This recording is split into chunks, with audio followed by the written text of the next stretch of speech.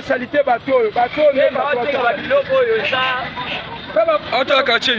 awa toza na 7e rue place commerciale bato batekaka bikeko oyo nde bato baotia salité oyo oyo vice gouverneur azoboya basalaka mpe salongo te asalaka mpe salongo te asalaka salongo te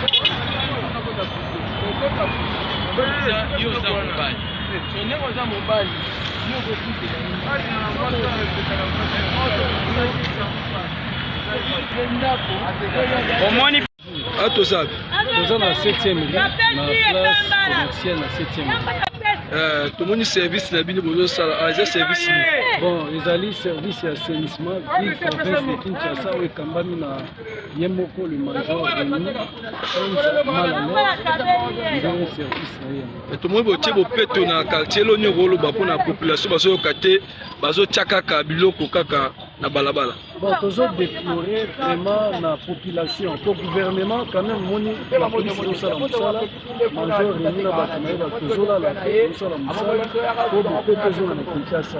La population a joué pour ça. Au Moni Yomoko, Nanzela, Mutameliji, à boîte plastique Nanzela. Mutalié, Bakasa, Kwanga, Azu Bakasa, à boîte na balabal. Tolingi population a joué conscience. Biloko wana olie biloko na balabala mema yango na poubelle na ndako ne koza malamu. Merci.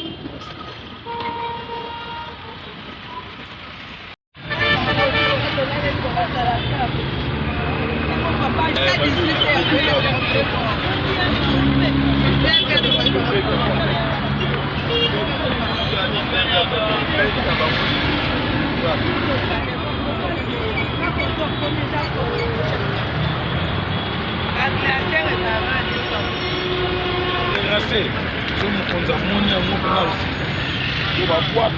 babwakele opena babiki osali